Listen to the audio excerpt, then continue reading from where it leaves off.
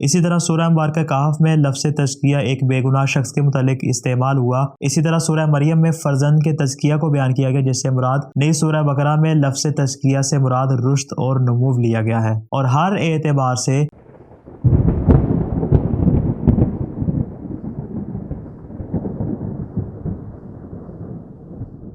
बिस्मिल्लाहिर्रहमानिर्रहीम। कुरान मजीद में तज़किया को मुख्तलिफ किस्म की ताबीरात के साथ इस्तेमाल किया गया है। सूरह मुबारक शम्स में जब लफ्ज़ तज़किया को इस्तेमाल किया गया तो इससे मुराद नफ्स की पाकीज़गी को लिया गया और यही नफ्स की पाकीज़गी है कि जिसको हम दूसरे अल्फाज में तत्हीर का नाम दे सकते हैं। इसी तरह सूरह मुबारक कहफ में लफ्ज़ तज़किया एक बेगुनाह शख्स के मुतालिक इस्तेमाल हुआ कि जिसके मुतालिक कहा गया कि ऐसा बेगुनाह शख्स कि जिसने कोई ऐसा अमल अंजाम नहीं दिया जो इसके कत्ल करने का मुझे बन जाए। इसी तरह सूरह मरियम में फर्जंद के तज़किया को बयान किया गया, जिससे मुराद हर किस्म की पाकीज़गी है। नई सूरह बकरा में लफ्ज़ तज़किया से मुराद रुश्द और नमूव लिया गया है। अगर इन तमाम बयान करदा मानी को जमा किया जाए और इनका जो नतीजा निकाला जाए तो हर एतबार से ये माना जनाब सैयदा फातिमा ज़हरा सलामुल्लाह अलैहा की ज़ात के ऊपर सादिक आता है और हर एतबार से बीबी ज़किया शुमार होती है।